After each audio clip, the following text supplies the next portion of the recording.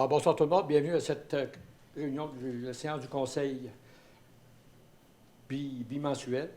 Avant de commencer, je vous demanderais, aux autres les conseillers et conseillères, de faire une courte réflexion sur la portée du serment que nous avons fait lors de notre dernière élection, soit d'exercer nos fonctions avec honnêteté et justice, dans le respect de la loi et du code d'éthique et de déontologie des élus.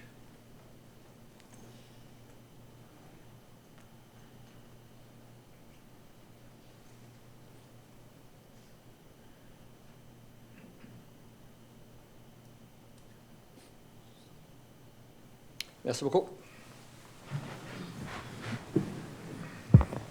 Alors, bonsoir tout le monde. Ça fait longtemps qu'on n'a pas vu autant de monde dans une soirée. Une séance du Conseil. Il y en a même des gens qui sont en congé de maladie, qui sont rentrés. C'est bon. C'est terrible, ça. C'est bon.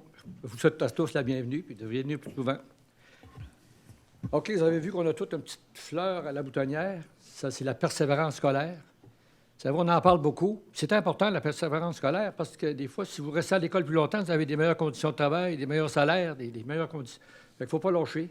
C'est un travail d'équipe. C'est pas juste les élus, c'est pas juste les professeurs, c'est les étudiants aussi, bien sûr, et les parents. On a tous un rôle à jouer pour, justement, de s'assurer que nos jeunes continuent à faire des études pour avoir des meilleures conditions dans le futur. Alors, on met la faute souvent sur la commission scolaire ou c'est les élus. C'est pas vraiment nous autres notre rôle premier, mais on fait partie du groupe qui essaye de donner un coup de main pour s'assurer que la persévérance scolaire soit bien reconnue chez nos jeunes enfants.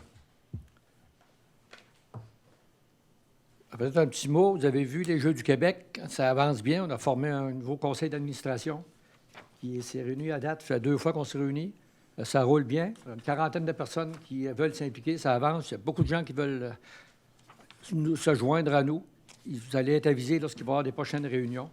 On fait affaire avec un spécialiste des Jeux du Québec qui nous coach pas mal bien. Et puis, on a du monde de tous les milieux, le milieu des affaires, le milieu de la politique, le milieu des commerces, le milieu du sport, du scolaire et tout. Alors, ça va être très populaire. On espère que d'ici janvier 2025, lorsque l'annonce sera faite, qu'on sera les récipiendaires des Jeux du Québec, des Jeux d'été de 2027. Alors, s'il y en a éventuellement qui veulent se joindre à nous, regardez les infos. Vous allez être informés quand est-ce qu'il y a des réunions puis où on se réunit. Parce qu'on va avoir besoin on parle d'avoir besoin de plus de 2000 bénévoles. Alors, c'est une grosse organisation. C'est les Olympiques. Il va y avoir autant de monde que les Olympiques normales. Alors, juste pour les Jeux du Québec à Saint-Georges. Alors, on espère bien qu'on va l'avoir. Puis, il y a d'autres cadeaux qui viennent avec ça. Vous savez, il y a des subventions gouvernementales qui sont importantes. On parle de plusieurs millions pour améliorer nos infrastructures sportives si on y choisit. Alors, on travaille. Parlez-en bien, parlez-en mal, mais parlez-en. Il faut... Je sens bien. On va tous les avoir. Je sens bien. Pardon? Je sens bien. Oui. Pas en mal. Non, OK, bon. Quand même. Ah, ben, oui, mais ils ne vous croiront pas. Si vous parlez en mal de Saint-Georges, ils ne vous croiront pas. OK, sans plus tarder, vous avez eu l'ordre du jour pour la consultation publique ce soir et la séance du Conseil. Est-ce que vous avez des points à rajouter? C'est des membres du Conseil. DG? Très fier, oui. On a la consultation publique. Il faut faire la consultation publique avant l'ordre du jour. On commence par la consultation publique. On a 4 points en consultation publique. Alors, Mme la greffière, je vous donne la parole. Donc, nous avons le projet de règlement numéro 907-2024, amendant le règlement de zonage numéro 150-2005 pour autoriser une éolienne domestique dans la zone PB 314. Donc, ce projet de règlement a pour effet d'autoriser l'installation d'une éolienne par terrain dans la zone publique et institutionnelle qui comprend le CIMIC et la polyvalente de Saint-Georges. Donc, il y a eu période de consultation depuis le 22 janvier dernier, qui se termine ce soir avec l'Assemblée publique de consultation. Depuis l'adoption du premier projet, là, le 22 janvier dernier, il y a déjà eu des petites modifications qui ont été apportées au projet de règlement afin d'ajouter une condition quant à la hauteur maximale qui doit être de 24 mètres. Donc, il y a eu 7 ajouts. Et ce seront des dispositions susceptibles d'approbation référendaire également. Avez-vous des commentaires ou des questions? C'est bien sûr, là, c'est pas une éolienne qui va fournir l'électricité, là, c'est pour la formation au CIMIC, là. Mm-hmm. Pour former des étudiants qui, éventuellement, vont travailler sur les éoliennes dans la région. Parce qu'on a eu des appels disant que c'est pour ça qu'on se ramassait avec une éolienne en plein centre-ville, là. Elle va être beaucoup plus petite que celle qu'on voit là, un peu partout, mais pour la formation. C'est beau? Merci. La deuxième? Nous avons le projet de règlement numéro 908-2024, amendant le règlement de zonage numéro 150-2005 afin d'agrandir une zone commerciale dans la 127e rue près du parc Rodrigue. Donc, ce projet de règlement a pour effet d'inclure une lisière de terrain dans la zone commerciale derrière un commerce de la 127e rue afin de permettre l'agrandissement de ce commerce. Là, c'est la boucherie idéale. La lisière fait actuellement partie de la zone PA 373, qui est celle du parc Rodrigue. Il y a eu période de consultation depuis le 22 janvier dernier, qui se termine ce soir par l'Assemblée publique de consultation, et ce sont des dispositions susceptibles d'approbation référendaire. Commentaires, questions? La troisième, s'il vous plaît. C'est le projet de règlement numéro 909-2024, amendant le règlement de zonage numéro 150-2005 afin d'inclure une propriété située dans la 15e rue, dans la zone commerciale adjacente. Donc, ce projet de règlement a pour effet d'inclure le 280-282 15e rue dans la zone commerciale voisine, la zone CD 730. Actuellement, ce terrain est compris dans une zone résidentielle et il a pour but également d'autoriser les logements dans les bâtiments commerciaux dans toute la zone commerciale CD 730 qui est située entre la 15e et la 16e rue, à l'intersection de la 1er avenue. Donc, il y a eu période de consultation depuis le 22 janvier, qui se termine ce soir par l'Assemblée publique de consultation, et ce sont également des dispositions susceptibles d'approbation référendaire. Questions, commentaires? C'est clair. Quatrième. Donc, c'est le projet de règlement numéro 910-2024 concernant des ententes relatives à des travaux municipaux. Donc, ce règlement a pour objet là, de permettre là, la signature d'ententes avec les entrepreneurs, les promoteurs qui développent les rues, donc qui font les prolongements pour desservir de nouvelles rues en aqueduc, égouts. Ils vont remplacer le règlement actuel, parce qu'on en avait déjà un, là, le 427-2011, pour, entre autres, actualiser les tarifs là, qui n'avaient pas été révisés depuis 10 ans, là, d'un peu plus de 10 ans même, là, et pour aussi là, prévoir le partage des coûts là, entre la ville et les promoteurs. Questions, commentaires? C'est Je bon. souligne aussi, qu'il y a eu déjà des commentaires durant la consultation publique là, depuis le 22 janvier qui ont été faits au directeur des services techniques. Donc, on a déjà apporté modifications là, pour plus de clarté et des fois, là, une ou deux petites coquilles là, qu'on a améliorées. Puis le règlement, on l'a amélioré aussi là, en même temps. Là, on l'a révisé au complet. Là. Encore meilleur. Oui. C'est beau. Alors, on va passer à la session, ou la séance du Conseil. Vous avez reçu l'ordre du jour la semaine dernière. Est-ce qu'il y en a qui ont des questions, des ajouts? Je pense que Mme Lagaffière en avait une. Oui, je vais laisser Karine. Vous aussi? Bien, c'est moi qui oui, j'ai 2 points à ajouter. OK. À 7,25, c'est l'embauche d'une graphiste et adjointe aux communications à la direction générale. À 7,26, nomination des membres du comité de candidature de la finale des Jeux du Québec été 2027. J'ai également un point là, dans les dépôts de documents. À 8,5, il va y avoir un dépôt de rapport d'embauche pour le service des loisirs et de la culture pour une surveillante sauveteuse ou monitrice. C'est beau. Je vais proposer l'ouverture de la session. OK. Proposé par Mme Bougie. Appuyé. Appuyé par M. Redmond. Merci. Alors, vous avez reçu le procès-verbal de la séance qui est tenue le 22 janvier dernier. Est-ce qu'il y a des points, des éclaircissements? Sinon, ça va me prendre une Proposition. proposée par M. Thomasin. Je vais l'appuyer. Appuyé par M.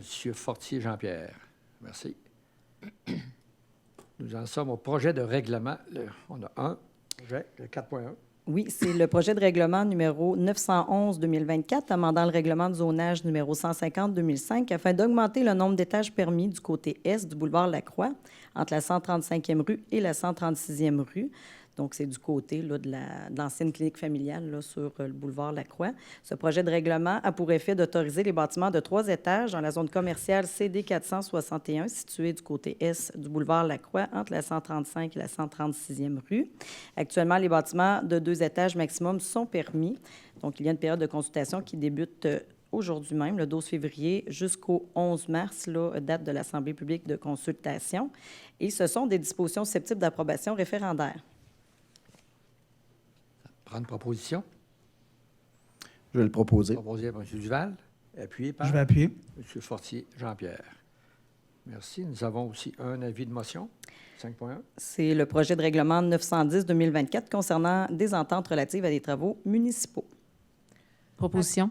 L'avis est Avis de L'avis de motion, pardon. L'avis de motion. Avis de Mme motion, Fortin. oui. Merci. Là, nous avons deux adoptions de règlement, le 6.1. Donc, c'est le projet de règlement numéro 905-2024 décrétant des dépenses en immobilisation pour le prolongement de services municipaux d'aqueduc et d'égouts, incluant des travaux de voirie ainsi que pour la réfection de pavage et de voirie au montant de 4 247 101 et un emprunt du même montant. Donc, c'est ce qu'on appelle là, notre règlement d'emprunt parapluie là, qu'on fait à chaque début d'année, qui englobe là, tous les travaux là, prévus au budget là, de prolongement de services municipaux, de réfection majeure de pavage, de voirie et les frais de financement. Donc, c'est un emprunt remboursable sur 20 ans et qui est payable par tous. Et comme à l'habitude, là, le Conseil affecte à la réduction de l'emprunt toute contribution ou subvention qui pourrait être versée pour le paiement d'une partie ou de la totalité de l'emprunt. Proposition. Proposé par Mme Bougie, Appuyé. appuyé par Monsieur Appuyé. Redmond. Merci. 6.2.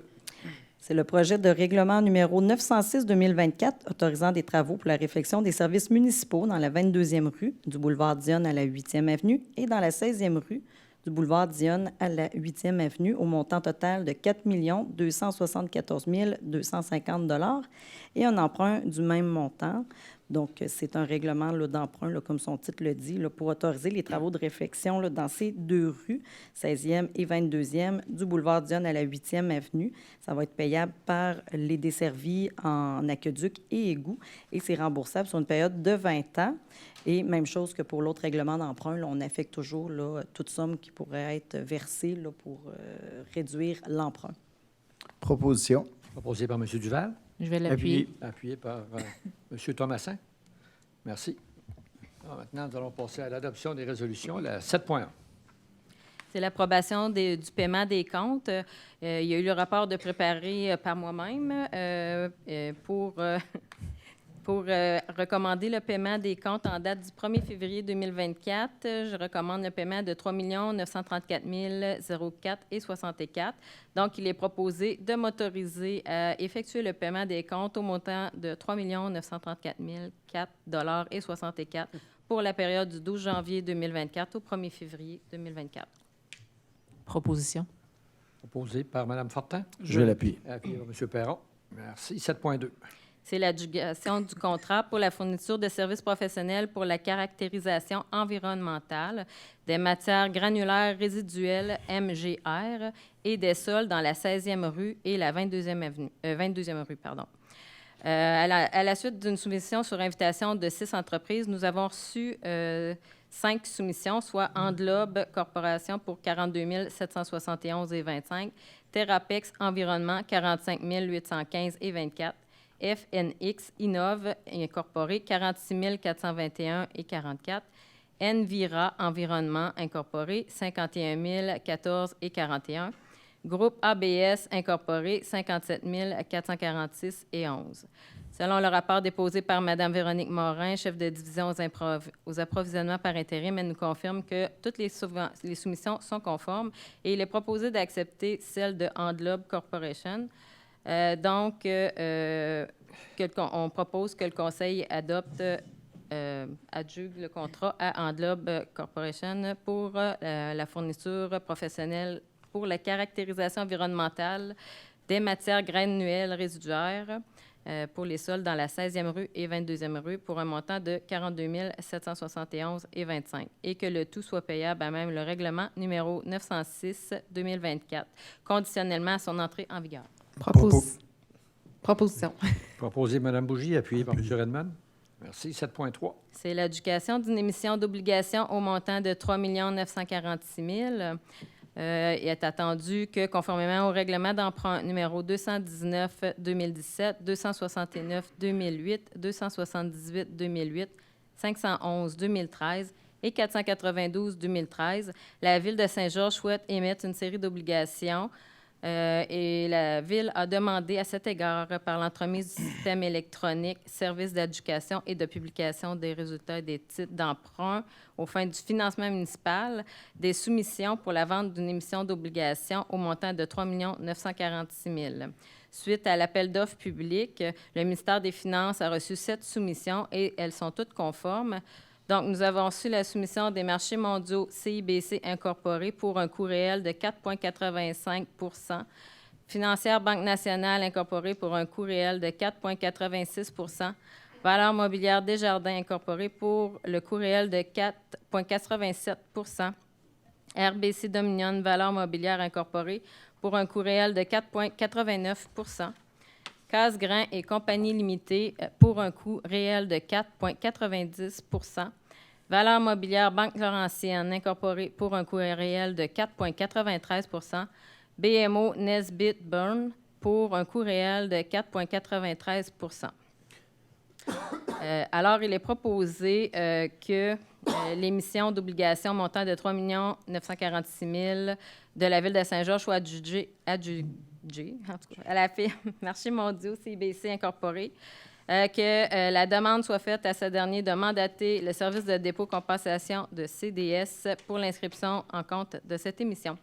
Que CDS agisse au nom de ses adhérents comme agent d'inscription en compte, agent détenteur de l'obligation, agent payeur et responsable des transactions à effectuer à l'égard de ses adhérents, que CDS procède au transfert de fonds conformément aux exigences légales de l'obligation à cet effet. Le Conseil autorise la trésorière à signer le document requis par le système bancaire canadien intitulé « Autorisation pour le plan de débit préautorisé destiné aux entreprises » et que le maire et la trésorière soient autorisés à signer les obligations visées par la présente émission, soit une obligation par échéance. Proposition. Long discours, oui. Oui. Proposé par M. Redmond, Appuyé. appuyé par M. Thomasin. Merci. 7.4. C'est une résolution de concordance et de courte échéance relativement à un emprunt par obligation au montant de 3 946 000 qui sera réalisé le 23 février 2024. Conformément au règlement d'emprunt suivant, pour les montants indiqués, la Ville de Saint-Georges souhaite émettre une série d'obligations, soit une obligation par échéance pour un montant total de 3 946 000 qui sera réalisé le 23 février 2024. Donc, le règlement d'emprunt 219-2007, 255 700, le règlement 269-2008, 608 800, 279-2008, 215 400, le règlement 511-2013, 1 89 400, le règlement 492-2013 pour 1 776 700.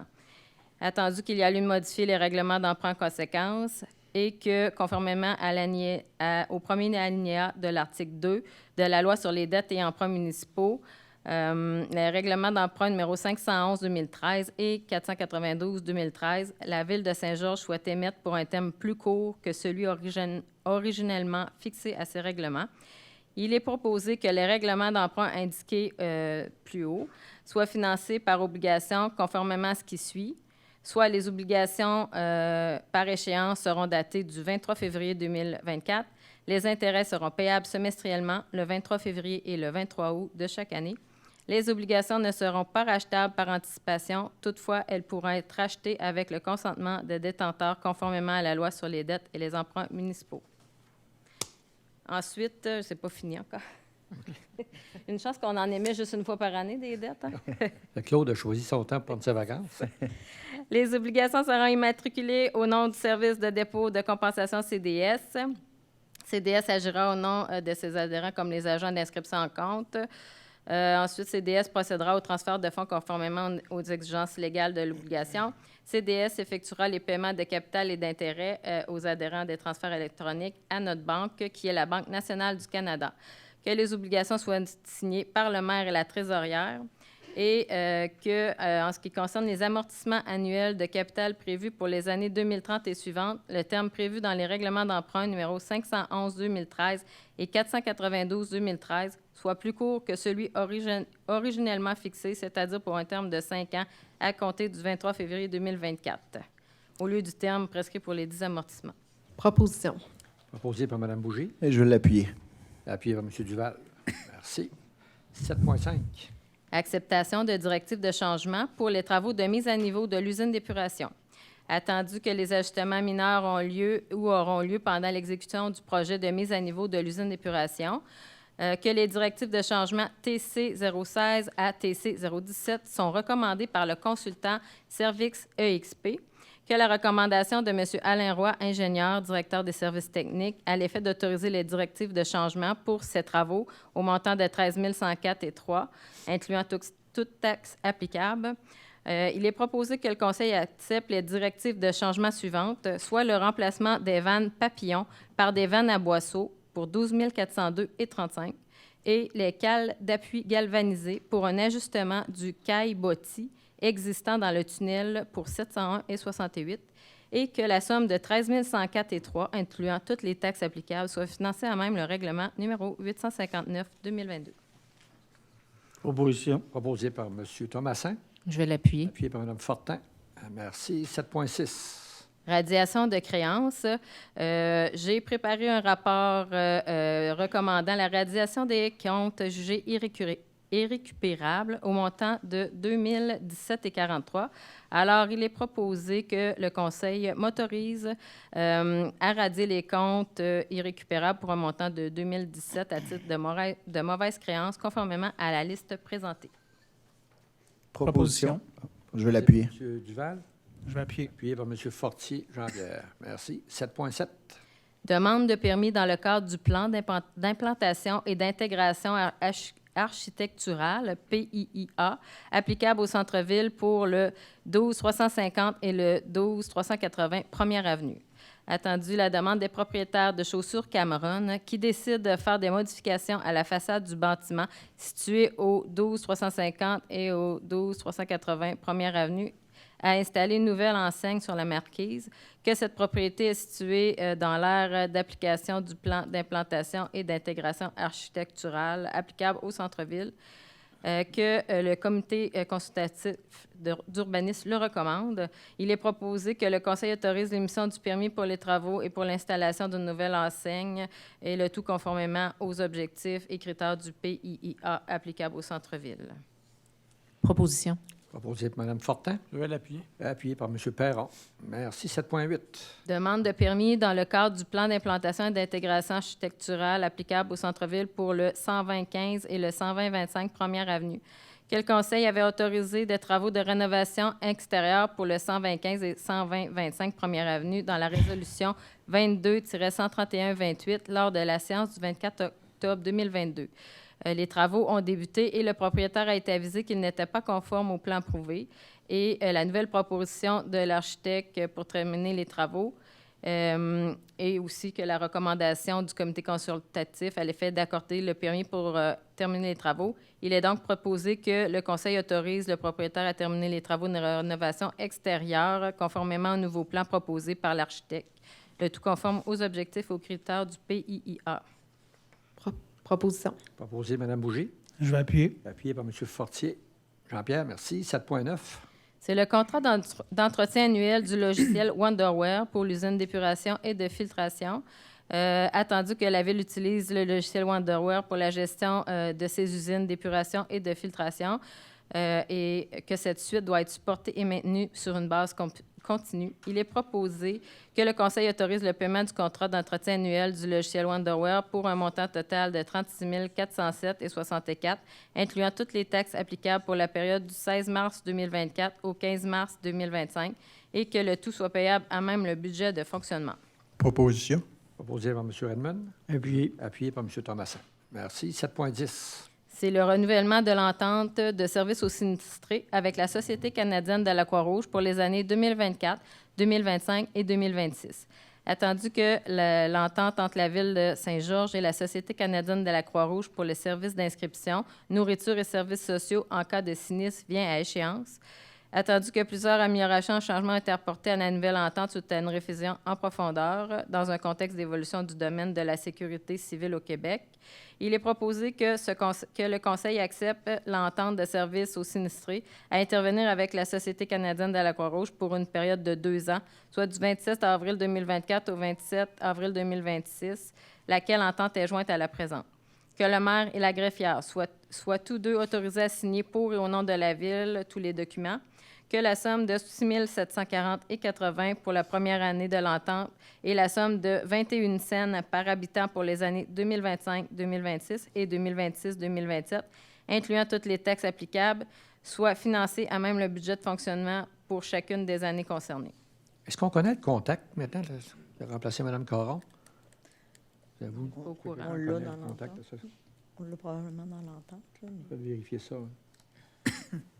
OK. Proposé par? Je vais le proposer. Proposé par Mme Bougie. Je vais l'appuyer. Appuyé par Mme Fortin. Merci.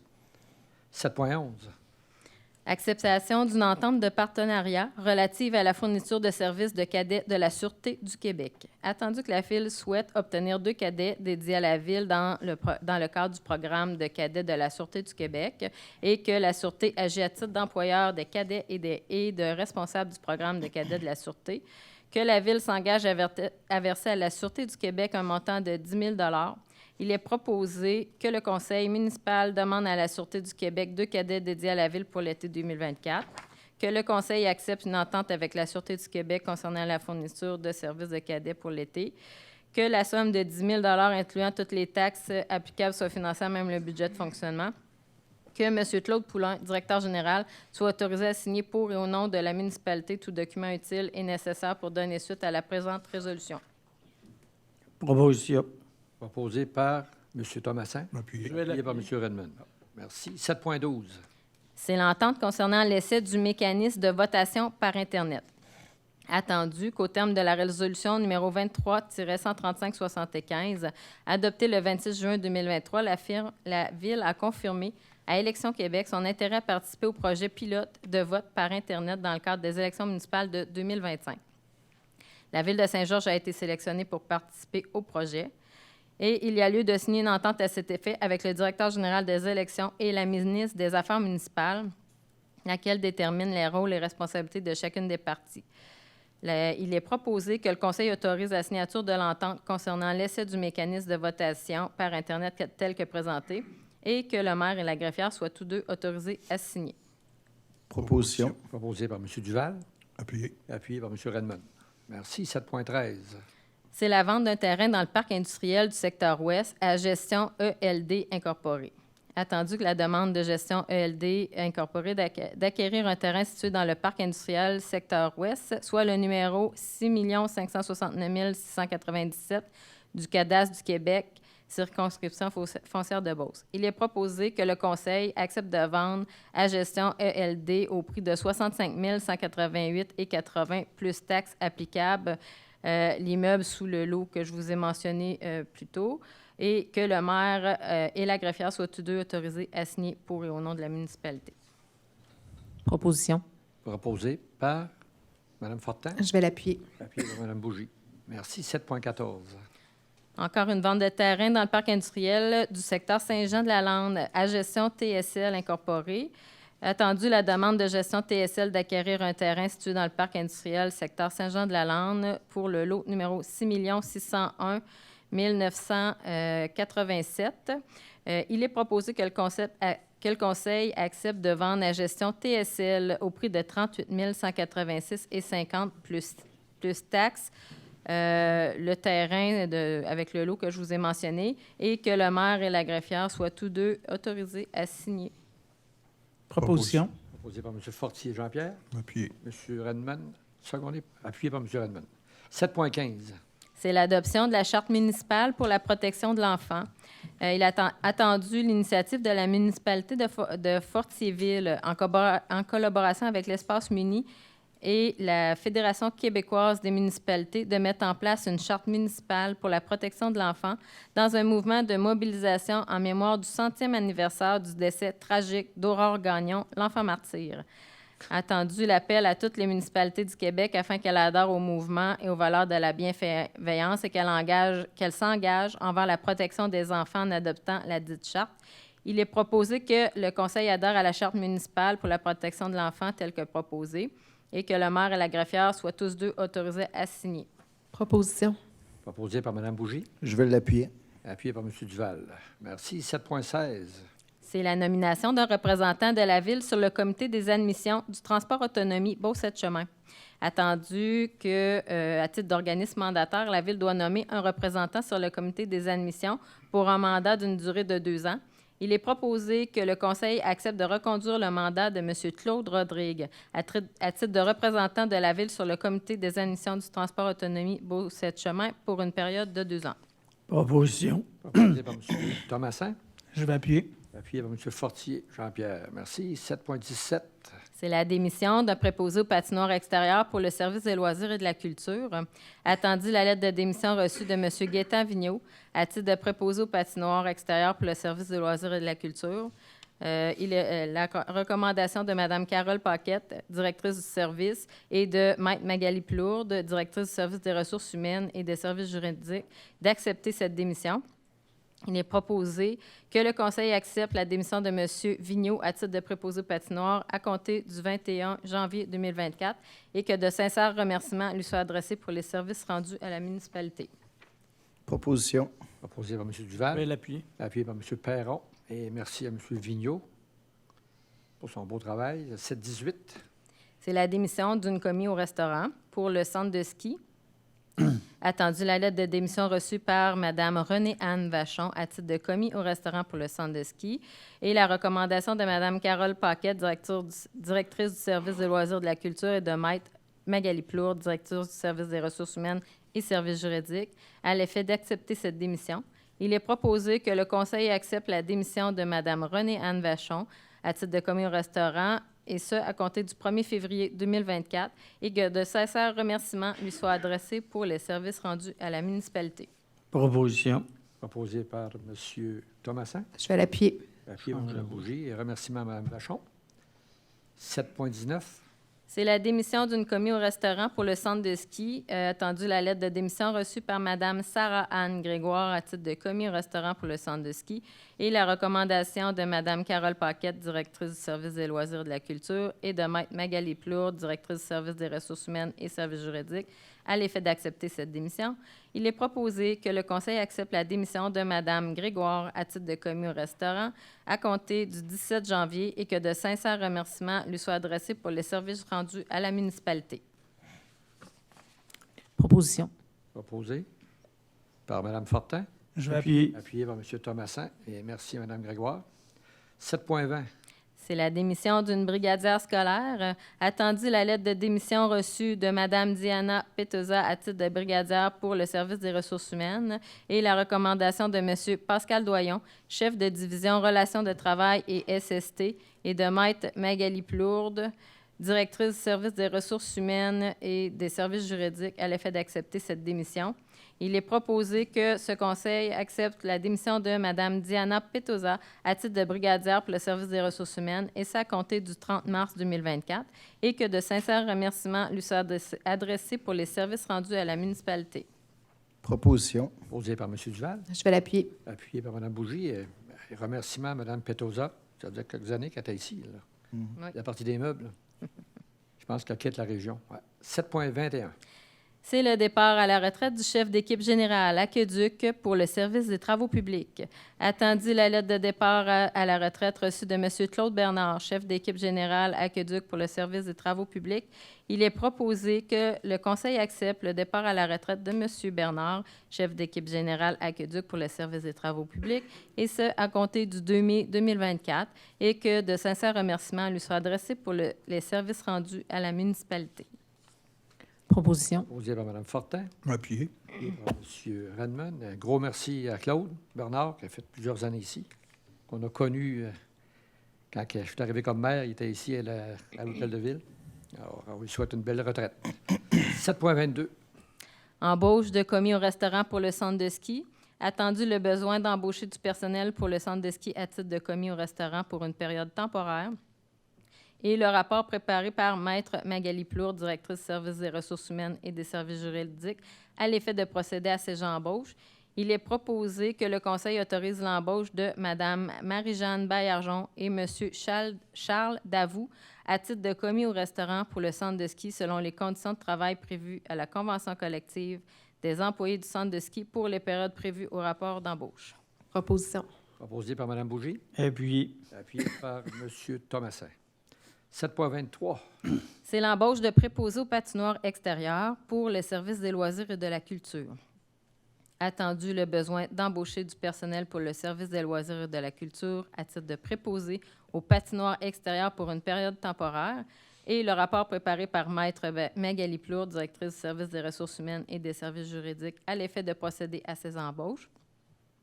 Il est proposé que le Conseil autorise l'embauche de messieurs Olivier Pruneau et de Philippe Fortin selon les conditions de travail prévues à la Convention collective des employés du service des loisirs et de la culture pour les périodes prévues au rapport d'embauche. Proposition. Proposé par M. Duval, Je vais appuyer. appuyé par M. Fortier. Et en espérant que les patinoires, la température va changer, parce qu'on n'aura pas beaucoup de travail. Là. 7.24. C'est la nomination d'un comité de sélection pour le poste de chef de division prévention et sécurité incendie. Attendu le besoin de nommer un comité de sélection pour pourvoir le poste de chef de division prévention et sécurité incendie du service de la sécurité incendie. Il est proposé que le Conseil nomme M. Frédéric Morin, directeur du service de la sécurité incendie, M. Philippe Thibodeau, chef de division sécurité incendie, et Mme Magali Plourde, directrice de services juridiques et de services des ressources humaines, ainsi que Mme la conseillère Manon Bougie sur le comité de sélection pour le poste de chef de division prévention et sécurité incendie. Proposition. Proposé par Mme Bougie. Moi. Mme Fortin. Mme Fortin.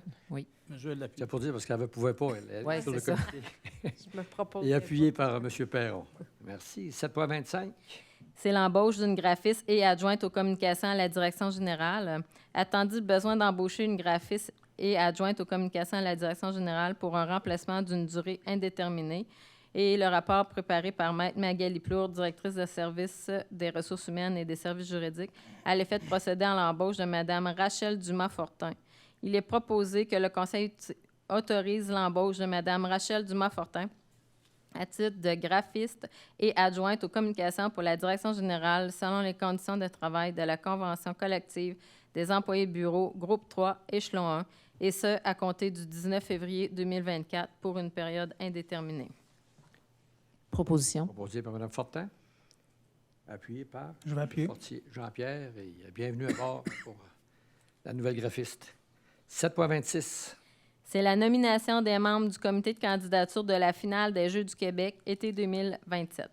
Attendu que la Ville a déposé sa candidature pour la finale des Jeux du Québec et le besoin de nommer un comité afin d'accompagner la Ville dans la préparation de sa candidature, il est proposé que le Conseil nomme les membres ci-dessous sur le comité de candidature de la finale des Jeux du Québec été 2027, soit Donald Paquette, Isabelle Gagnon, Benoît Girardin, Caroline Bouchard, Brigitte Busque, Éric Michel Allé, Rémi Fortin, Anne-Marie Rodrigue, Marie-Émilie Slater, Véronique Paquette, Carole Paquette, Karine Veilleux, Manon Bougie, Nancy Lessard, Annie Gilbert, Sabrina Bilodeau, Daniel Drouin, Sarah Rodrigue, Jean-François Bourque, Max Gilbert, Amélie Ferland, Alain Rodrigue, Serge Thomasin, Karina Roy, Hélène Latulippe, Richard Poulain, Charles Dutil, Martin Beaulieu, Richard Poulain, Marie-Lie Paquette. Proposition. Belle équipe. Ouais. Proposé par M. Duval. Je vais l'appuyer. Appuyé par Mme Fortin. Merci. Alors, l'entrée en la matière, il y a eu plusieurs adoptions de règlements soirs, de propositions. Alors, les dépôts de documents, Mme la greffière. 8.1. Donc, c'est le résumé comparatif mensuel des permis émis pour le mois de janvier 2024. Donc, nous en sommes rendus là, depuis le 1er janvier à 49 permis d'émis pour 7 nouveaux logements et des travaux totalisant 5 172 830 $. 8.2. C'est le rapport de dépenses décrété par le maire en vertu de l'article 573.2 de la loi sur les cités et villes.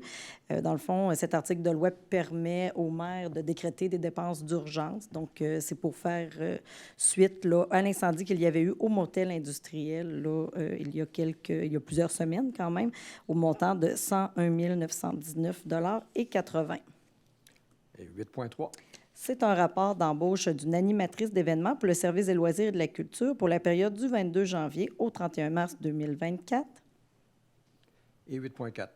C'est le rapport d'embauche d'une surveillante sauveteuse et monitrice pour le service des loisirs et de la culture pour la période du 22 janvier au 13 mai 2024. Le dernier, 8.5. Et c'est un rapport d'embauche d'une surveillante sauveteuse ou monitrice pour le service des loisirs et de la culture pour la période du 12 février au 31 août 2024. Merci beaucoup.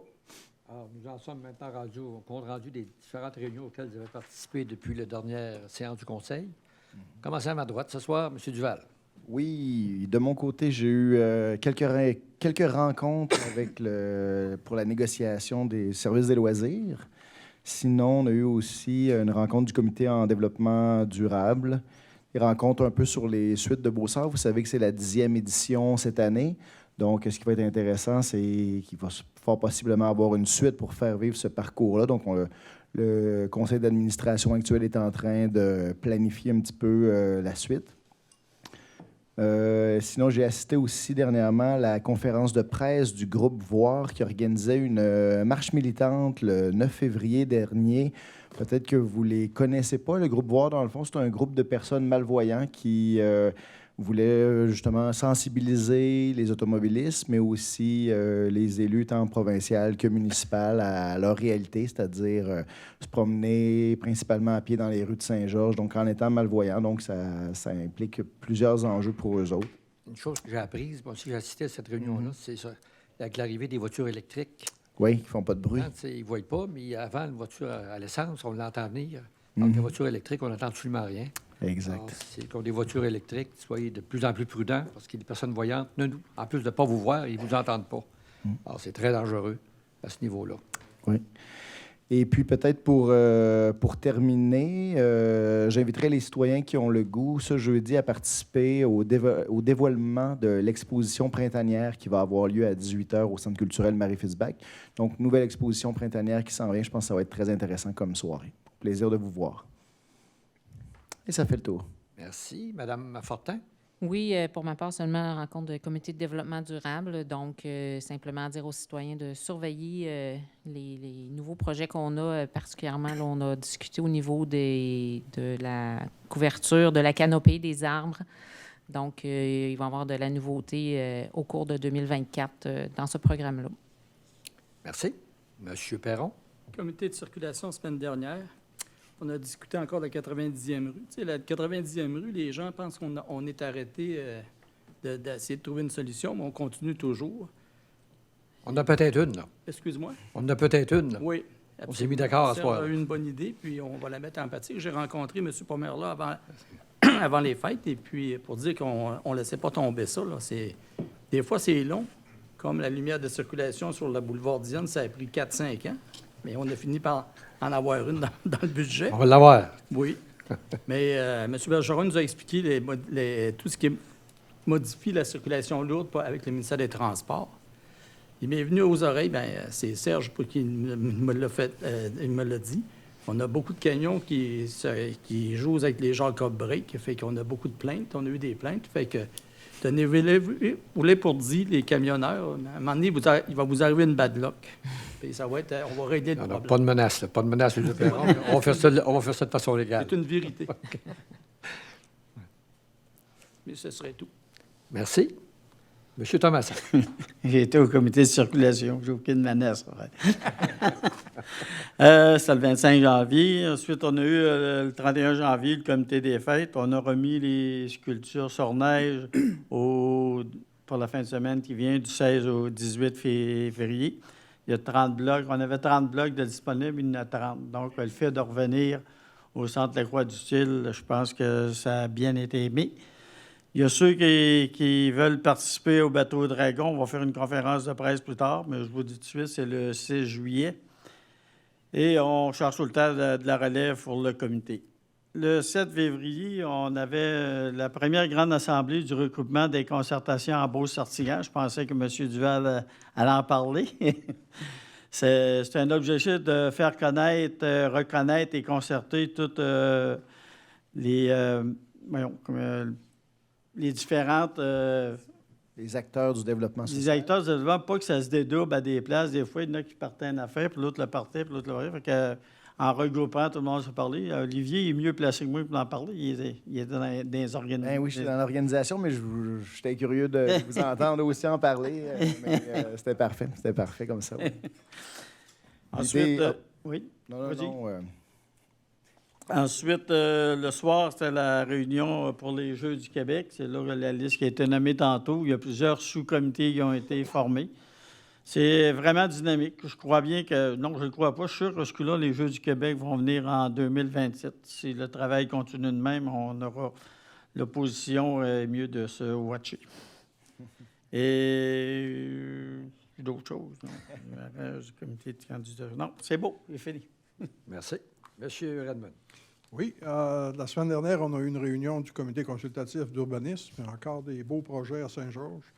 Comme on peut le constater ce soir, on a déjà dépassé notre mois de janvier l'an dernier. On a pratiquement doublé en permis de construction. L'an dernier, on avait 2,6 millions. Là, on a pratiquement 2 millions. Donc, ça va bien de ce côté-là. Il y en a, c'est le temps, si vous pensez aimer ça, l'urbanisme, c'est encore le temps de donner vos noms pour des candidatures. On recherche des gens au comité d'urbanisme qui seraient prêts à participer à ce merveilleux comité-là. Ensuite, des sculptures sur neige, comme M. Thomasin l'a mentionné. Puis j'aimerais parler, j'ai vu dans le journal, il y a un nouveau règlement qui s'en vient pour la régie, le tribunal administratif du logement, la nouvelle loi sur le logement. Puis dans ça, il y a une section concernant l'urbanisme. Les villes vont pouvoir contourner leur règlement maintenant. On va pouvoir, dans les municipalités qui est au-delà de 10 000 habitants, qui ont un taux d'occupation de moins de 3 dans les logements loués, les municipalités vont pouvoir maintenant faire une consultation publique, mais s'il y a lieu, ils vont pouvoir passer outre à demander là, les... J'ai bien hâte de voir ça. C'est ça. Donc, c'est de ça que je voulais parler ce soir. OK. Parfait. Mais je pense que quand vous dites contourner le règlement, là, on a des gens qui ont des imaginations très fertiles. Il faut être dangereux. Je suis prendrais que le gouvernement nous donne une carte blanche comme ça, parce que c'est pas après 10 ans ici, là, je peux vous dire qu'on n'a pas beaucoup de marge de manœuvre. Le gouvernement va maintenant permettre aux municipalités pour des logements, des multilogements. Ce ne sera pas pour...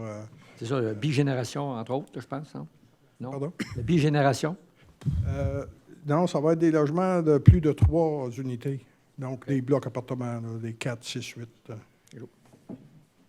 À suivre. Merci. Madame Bougie.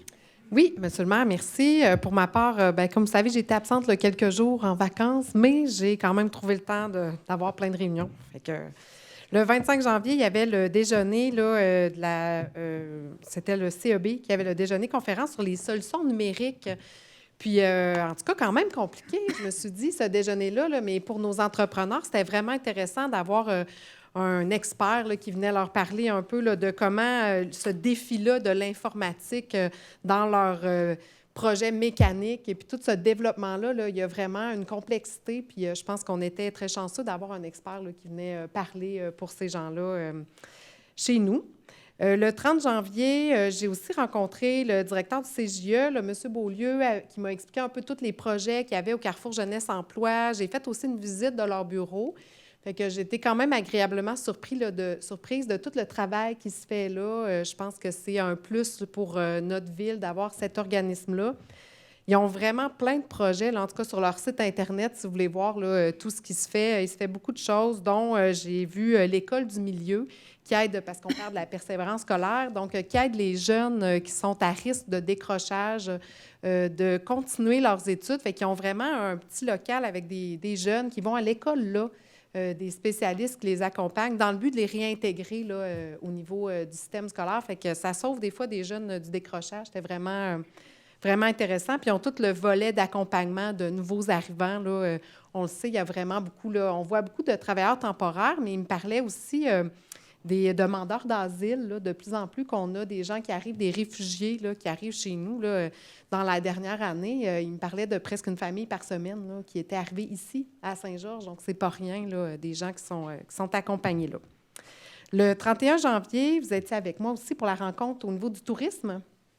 On avait M. Renaud là, qui était là. Donc, on a rencontré Destination Beauce et Tourisme Chaudière-Appalaches dans le but de coordonner nos efforts aussi dans nos objectifs, puis qu'est-ce qu'on veut faire, parce qu'on sait que Chaudière-Appalaches, c'est grand. Donc, des fois, on doit leur rappeler qu'on est là, puis c'est important. Destination Beauce aussi, hein, la Beauce, c'est grand. Donc, on a des objectifs ici pour notre ville à Saint-Georges là, qu'on a pu parler. Ça a été très, très productif. Je pense que l'aspect numérique va être développé à partir de maintenant de plus en plus.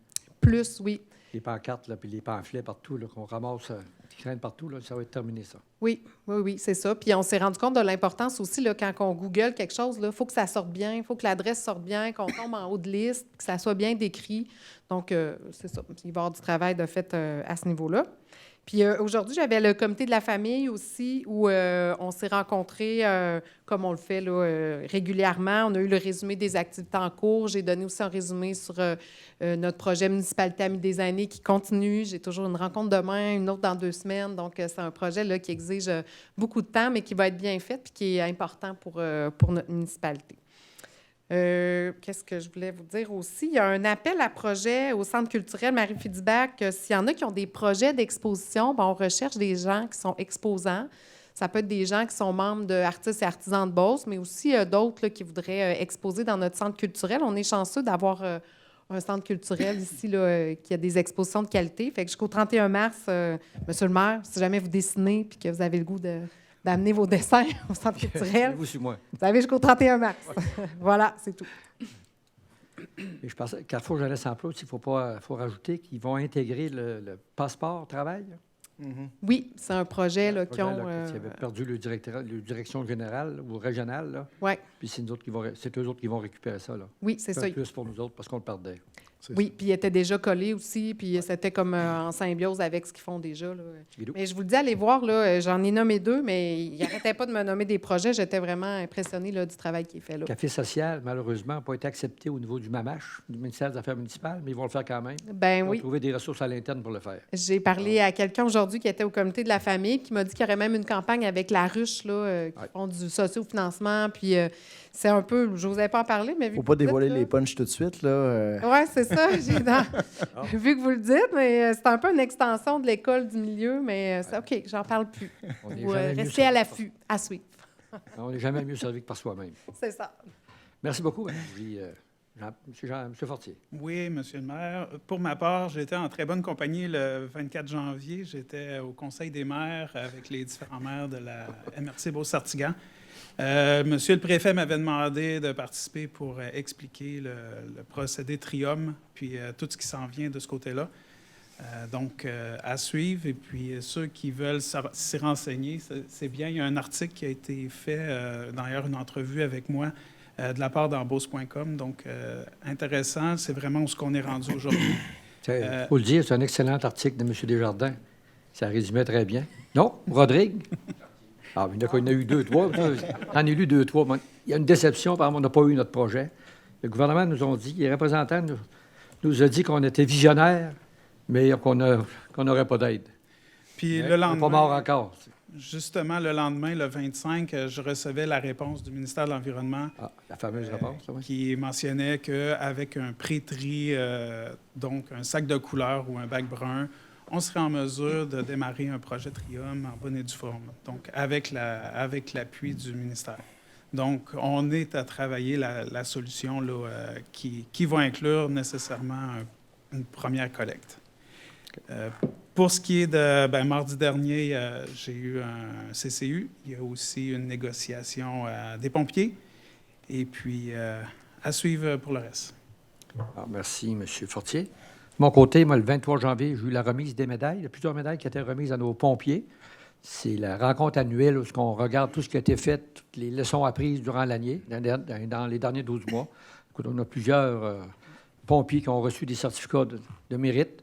Alors, bravo à notre gang de pompiers. Je pense que c'est la première fois que je les voyais tous en uniforme en même temps. Il y avait les pompiers, étaient habillés de noir, puis les officiers, on aurait dit que c'était des pilotes d'Air Transat. Mais il y en a que c'était probablement la première fois qu'ils mettaient l'uniforme au complet, comme officier. Alors, ça faisait penser à un bon temps dans l'armée, ça. Le 24 janvier, j'ai eu le Conseil des maires. C'est sûr que le gros point, c'était la régie intermunicipale, discuter. Le 25 janvier, j'ai eu la table régionale des élus municipaux de Chaudière-Appalaches, à Montmagny. Écoutez, c'est une grosse table. Chaudière-Appalaches, je le mentionne souvent, c'est un grand territoire, un des plus grands au Québec. Et puis, ce qui réfléchissent à Montmagny. Ce n'est pas nécessairement la même chose qu'on pense ici. C'est très difficile de travailler en équipe avec une aussi grande région. Puis Lévis, qui est une grande ville, qui embarque quand elle veut, quand ça fait son affaire avec nous autres. Au moins, la Beauce, les 3 Beauces sont aussi ensemble beaucoup plus. Fait qu'on réussit à faire avancer des projets, mais c'est difficile. Il faut être là sur place puis parler plus fort. Parce que il y en a, vous savez, il y a plusieurs préfets, c'est des temps partiels, là. Ils ne savent pas trop ce qui se passe dans le coin. Fait qu'ils ont de la misère à suivre la musique avec nous autres, là. Cool. À suivre. Le 27 janvier, j'ai été invité, j'étais comme représentant d'honneur au Jeux des cadets, les Jeux annuels. Écoutez, là, il y avait 13 corps de cadets qui étaient représentés. Saint-Georges, on a encore fini 2e, en arrière de Saint-Joseph. On perd tout le temps contre Saint-Joseph. On finit toujours 2e, puis c'est toujours Saint-Joseph qui nous bat. Mais à un moment donné, on va les avoir on va finir par les battre. Alors, le 29 janvier, j'ai eu une rencontre avec l'Association des personnes handicapées de Chaudière-Appalaches, la PCHQ. Écoutez, c'est sûr que ces gens-là se cherchent des locaux. Actuellement, ils demeurent dans la commission, dans le centre des services scolaires. Et puis, il y a beaucoup de brasses camarades au niveau de la commission scolaire. Je pense que Mme Fortin pourrait le dire. Là, ils cherchent des locaux partout. Ouais, alors, je pense qu'on a trouvé une solution. On va leur trouver une place pour s'installer. C'est important. Ils représentent toutes nos personnes handicapées. Si j'avais la chance d'aller voir là, ces gens-là, moi, ça fait 2-3 fois que j'y vais, là. Des fois, les handicapés sont là. Puis quand on parle d'handicapés, là, c'est pas juste qu'il manque un bras ou un pied, là. C'est autant au niveau de santé mentale et tout. Puis il y en a qui ont le désir de vivre, là, c'est épouvantable là-dedans. Là. Tu sais, puis faut le montrer que c'est des citoyens à part entière. C'est pas facile. Des fois, on se lamente qu'on a mal à quelque part, mais il y en a qui font des vies pas mal plus misérables que nous autres. Puis je vous invite à leur PCHQ, là, Mme Larivière, qui est la présidente, qui est la directrice régionale. Vous avez des fois 5 minutes, là, aller voir ça, les encourager. Ensuite, le 29, le 30, conférence de presse pour les personnes malvoyantes. Je pense que j'ai dit tantôt. Le 31, c'était Tourisme Chaudière-Appalaches avec Mme Bougie. Le 1er février, c'était la rencontre avec la direction du Journal L'Éclaireur, avec sa directrice régionale. Vous savez qu'il n'y aura plus de distribution là, à toutes les maisons. Ça va être des dépôts. On est en train de parler avec Post Canada, la mairesse de Longueuil, Mme Fournier, qui a fait une sortie qu'il faudrait trouver une solution, parce que dans toutes les régions, on n'est pas comme dans Québec, là, ou dans les grandes villes, dans les régions, c'est important qu'on regarde nos médias, autant parler qu'écrit. Et puis, il faut trouver une façon de les supporter financièrement pour qu'on ait accès à toutes les informations possibles. Le 6 février, j'ai eu la présentation de Cobaric. C'est pour les systèmes d'avertissement au niveau de la rivière Chaudière qu'on est averti. Il était dû pour un changement. Ça faisait déjà une douzaine d'années que c'était installé. Il y avait des problèmes. C'était dur de suivre les montants de l'eau qui arrive pendant la crue des eaux. Alors que là, maintenant, ça peut arriver des inondations. Il y en a à l'année. Il y a des tempêtes, des orages d'eau importantes, un peu durant toute l'année. Avec le nouveau système, à Saint-Georges, on a un au barrage Chartigan, on a un au pont David-Roy, on a un à la Famine. 3 systèmes qui nous disent exactement ce qui est. Alors, notre système, avant, il fallait mettre des personnes sur le long de la rivière pour vérifier que ça monte, ça descend. Mais là, maintenant, avec notre système qu'on a, on va pouvoir rester à la caserne, puis les gens de la sécurité civile vont être capables de répondre directement suite à ce qu'on voit.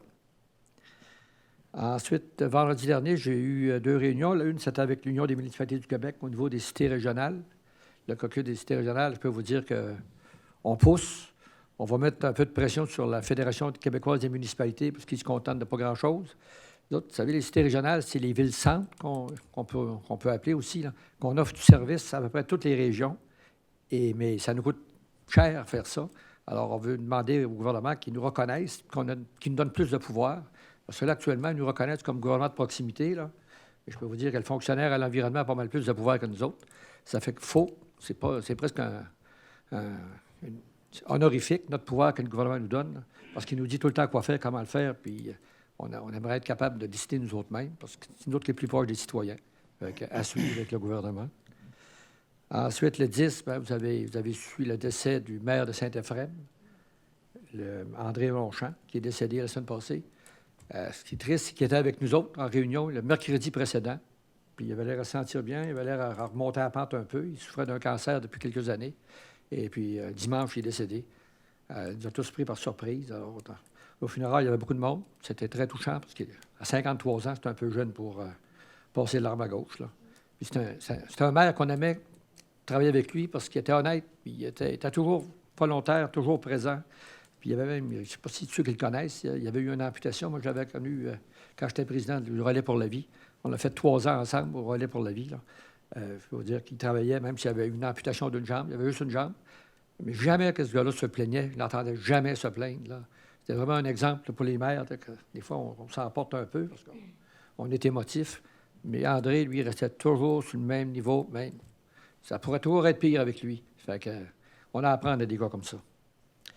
Ça touche pas mal toutes les réunions que je participais, oui. C'est reparti. La pandémie est finie. C'est recommencé à des réunions à gauche et à droite. Là, cette semaine, là, vous ne me verrez pas beaucoup. Là, demain, toute la journée. Vendredi, toute la journée. Jeudi, une bonne partie de la journée. À gauche et à droite. Ça fait que si vous avez quelque chose à me demander, là, c'est mercredi. Le seul temps que je vais être dans le bureau. OK, ça fait partie de toutes les réunions. S'il y en a qui ont des questions à rajouter.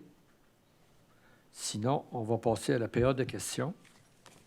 La première question, c'est pour vous, messieurs, mesdames les conseillers. Est-ce que vous avez des questions concernant l'ordre du jour, les points qui ont été discutés? C'est beau de votre côté. Les questions du public. Questions du public, il y a des procédures. Vous devez vous identifier. Ensuite, vous adressez, bien sûr, au conseil. Et puis, vous déclarez à qui vous posez la question. On fait ça dans le respect, comme d'habitude. À soir, il y a pas mal de monde, donc probablement qu'il va y avoir des questions. On est prêt à les prendre. Le micro vous appartient, pour ceux qui veulent poser des questions.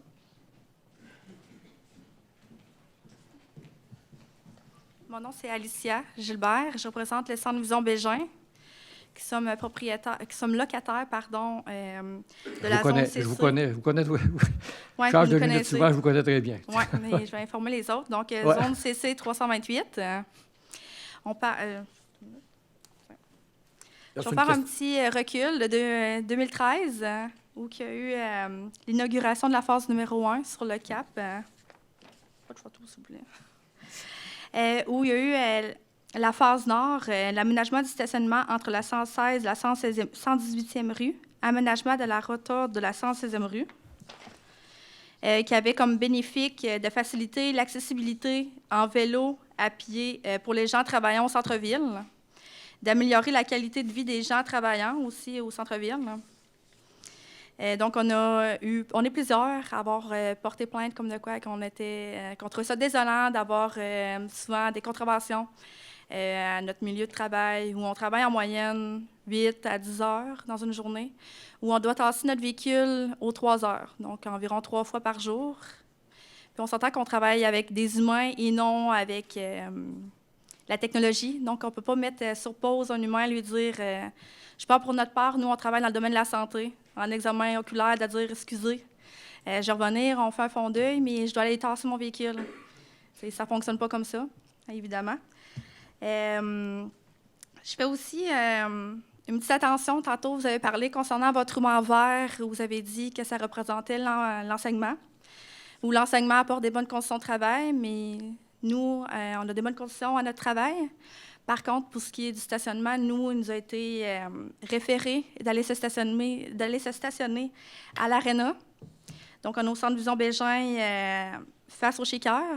Puis l'Aréna, c'est à 850 mètres de notre travail, donc 10 minutes environ à pied, où il y a des stationnements qui sont 12 heures. Sinon, il y avait le Georgeville, où il y a quand même une côte, là, on ne se cachera pas. J'avais ma collègue de travail qui vient d'arrêter de travailler, elle avait 37 semaines, enceinte. Je l'imagine un petit peu moins aller se rendre des va-et-vient en finissant de travailler. Lorsque je parlais tout à l'heure de 2013, on avait des photos ici où il y avait environ 26 parkings de plus de stationnement. Ça fait quelque chose de beau, là, on ne se le cachera pas, c'est super beau, mais il y a moins de stationnements qui sont présents. Si je prends aussi où il y avait eu les bacs à recyclables, ça l'a enlevé, c'est super correct aussi, on est pour l'écologie. Par contre, ça l'a enlevé encore 4 stationnements. Lorsque vous avez fait des petites enquêtes. Aujourd'hui, ça disait « Aujourd'hui, une personne ne retournera en arrière. Les commentaires des commerçants et des résidents du secteur sont unanimes à l'effet que ce projet a grandement amélioré la qualité de vie du secteur. Nous, comme je vous disais tout à l'heure, on est au Centre Vision-Beaujon locataire depuis 2002. Puis depuis 2014, les stationnements sont payants. Donc, on aurait aimé avoir une solution. Puis ma question, en fait, était, est-ce que depuis que vous avez recommencé à donner des contraventions, vous avez eu réellement une différence? Si on parle, mettons que nous, à la clinique, les gens sont en moyenne 2 heures, en restauration, 2-3 heures. Donc, je suis d'accord qu'eux, en tant que clients, ils respectent le temps qui est accordé. Mais en tant que nous, travailleurs, non, on reste plus longtemps que 3 heures à notre milieu de travail. Donc, de devoir constamment sortir. Puis si je parle aussi du fait qu'environ maintenant, il reste 115 stationnements. Il y en a souvent 5 l'hiver qui sont totalement enneigés, donc c'est encore moins de stationnement. Autant pour nous, les travailleurs, où il y a 12 commerces qui sont là dans l'édifice, où on a 5 restaurants d'ailleurs. Puis si on parle, mettons, des clients qui, eux, restent environ 2-3 heures, on aurait amplement de temps pour pouvoir avoir chacun une vignette de stationnement.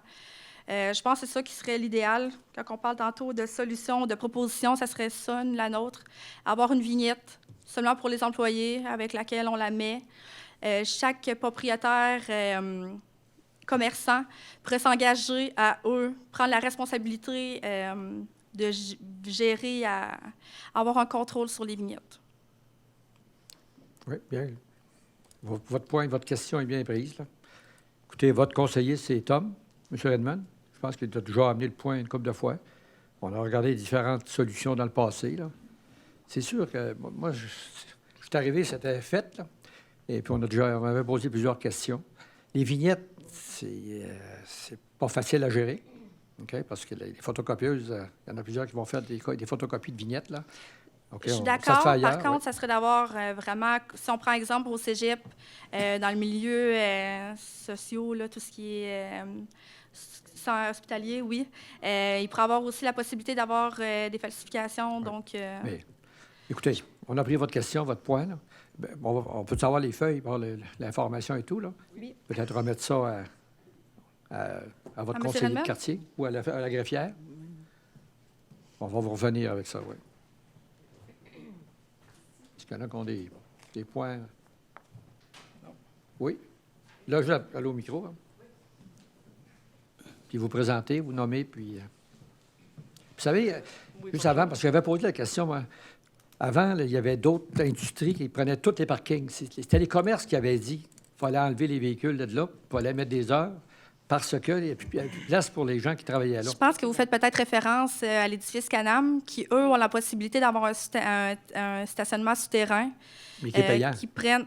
Oui, exactement. Pour ne pas fermer non plus à l'idée d'avoir des vignettes payantes. Quitte à avoir vraiment une sécurité, à ne pas avoir un stress de tout le temps se dire « il faut que j'aille tasser mon véhicule, il faut que j'aille tasser mon véhicule. Et ça fait une demi-heure, j'ai tué un ticket. » C'est ça qui est déplorable.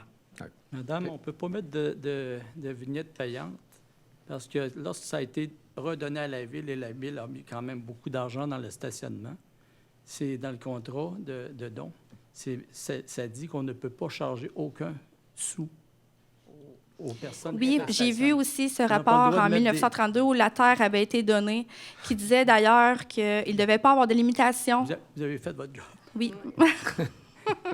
mais on aurait mis des eurodateurs, puis on aurait réglé le problème. Oui.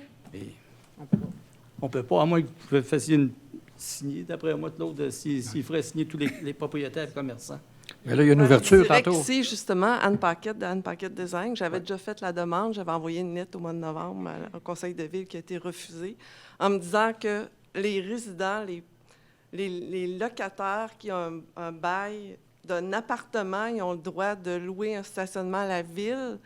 Et il faut qu'ils s'occupent eux-mêmes de déneiger leur stationnement, puis c'est maximum 2 par locataire, mais c'est vraiment des locataires d'appartements. Nous, vu que c'est des commerces, bien, ça ne fonctionne pas, alors ça a été refusé. Il n'y a pas juste moi qui est ici aujourd'hui, j'ai Patrice Beaulieu, les propriétaires de restaurants, les propriétaires, le barbier qui est là. On connaît très bien Patrice. Toutes les gens sur l'avenue, c'est ridicule. On vous montrerait une vidéo. C'est n'importe quoi, là. Tu vois les voitures qui se promènent, qui changent de parking à bord et l'autre, mais tout le monde est là encore, là, tu sais. Puis c'est certain que partir puis aller monter en haut au Georgeville, quand il y a la neige, je vous dirais que descendez là la côte à pied, puis on s'en reparlera parce qu'elle n'est pas très bien entretenue. Puis aller stationner, ce qu'on nous a dit au taxibus en haut, c'est quand même très loin, là. Moi, j'ai approché même Place Centre-Ville pour leur louer des stationnements. Puis ils m'ont dit, Anne, on ne peut pas parce qu'on en loue déjà à WSP, on en loue déjà avec un peu l'Éditus Canam qui en prennent, qu'eux ont beaucoup de stationnements sur la 2e avenue, qui sont capables d'aller se stationner à côté du taxibus, sont plus près. Moi, mon numéro de porte est vraiment Promenade Redmond. J'ai aucun stationnement. J'ai 10 employés. Travailleurs dans la ville de Saint-Georges d'avoir des contraventions. On va travailler pour gagner notre vie. Notre propriétaire paye au Thibodeau, là, il paye 14 700 $ de taxes. Il faut parler au micro parce qu'on ne vous entendra pas. Oui. Est-ce qu'on est les seuls, nous, sur la 1e avenue, à avoir des contraventions, d'aller travailler et puis de ne pas pouvoir se stationner sans frais? Les gens du Carrefour, vous ici, si vous allez pour vous stationner?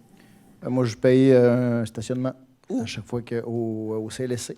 J'ai à payer pour mon stationnement pour aller travailler. OK. Mais on voudrait payer, tu sais. C'est ça, nous autres, on n'a pas la possibilité de pouvoir avoir ce choix-là. On n'a pas de choix. Là, c'est gratuit. Sinon, vous parquez dans la rue où vous auriez un ticket, d'ailleurs. Mais vous avez l'obligation de, comme ça, obligation. On vous parle plus de point de vue humain que règlement. On fait vraiment appel à votre côté humain, là. On n'est pas rare ou qu'on vient avec nos enfants. Quand je parle aussi du temps de la COVID, où on devait apporter nos enfants à aller travailler. Je ne m'aurais pas vu partir du Georgeville avec mes 2 enfants pour aller travailler. Ouais. C'est pas rare, là. On a pris en considération toutes vos réquisitions, là. On va vous revenir avec une réponse. Merci. Merci, mesdames. Monsieur le maire, peut-être une piste de solution. Les stationnements qui font le tour du stationnement, les montées de 3 heures à 4 heures, ça ne changerait absolument rien. Et puis, je pense que ces gens-là ils seraient capables d'aller travailler sans pogner d'étiquette, puis sans aller déplacer leur auto tout le temps. On est une ville... On mérite un ticket. On ne pogne pas ça. Là. Pardon? On ne pogne pas l'étiquette, on mérite un ticket. Ah oui, on mérite un ticket. Ces gens-là ne méritent pas de ticket, monsieur le maire, c'est des travailleurs.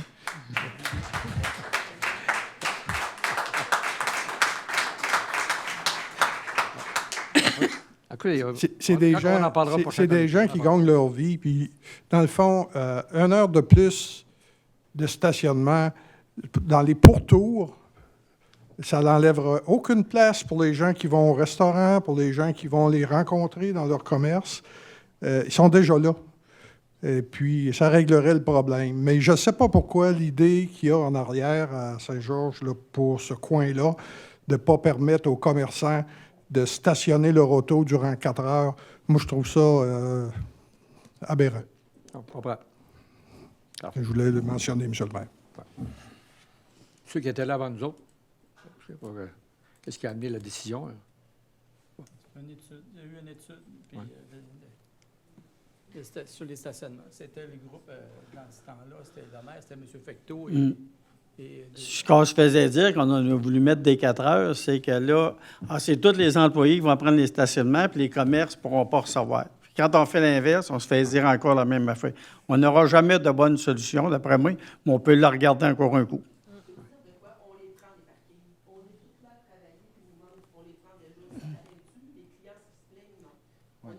Non, mais je vous dis ce qu'on nous a dit en 2013. On avait fait le tour de...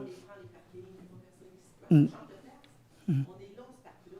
Quand on se stationne habituellement 3 heures, on fait moins de stationnement 2 heures parce qu'on veut laisser à nos clients. Oui, on comprend. Non. Okay. Oh, non, vous avez bien compris. Là. Je pense que c'est la première fois qu'on a autant de monde qui vient discuter des parkings ici. Là. On en parle en haut, là, à l'autre étage, mais ici... Tous vos points ont été pris en considération. Mme la greffière a fait un bon résumé de tout ça, on va en discuter. Merci. D'autres points, d'autres questions?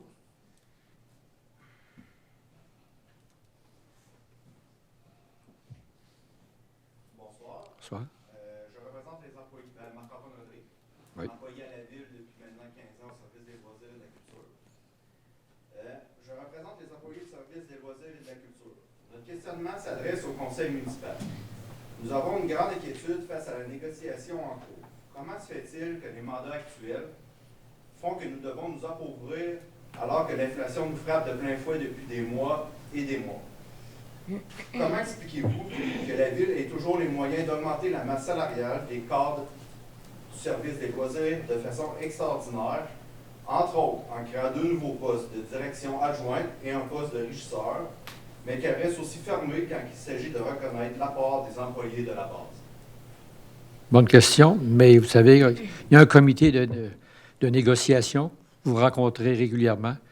Je ne commencerai pas à parler publiquement là, des négociations. Moi, je suis tenu au courant. Là. Mais j'attends, c'est à vous autres de vous entendre. Tout est en place pour arriver à une solution. Même, vous avez collé un stationnement juste devant mon parking et dire que vous voulez une belle convention. Bien, moi aussi. Tout le monde veut qu'on règle le problème le plus vite possible. On aimerait juste ça que ça commence à apparaître à la table de négociation. Bien, le mot, on a pris le mot. Bien, il y a un représentant, on a un représentant à la table de négociation. Alors, il l'a entendu. Merci. Merci.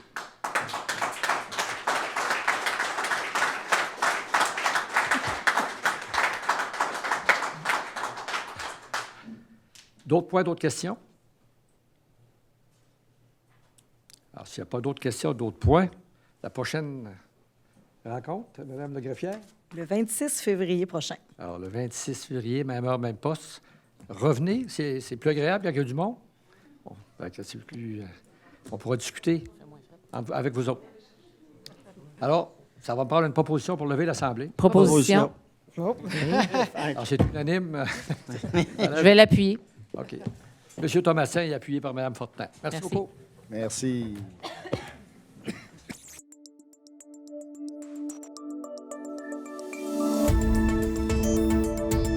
Nous TV. Ensemble pour notre communauté.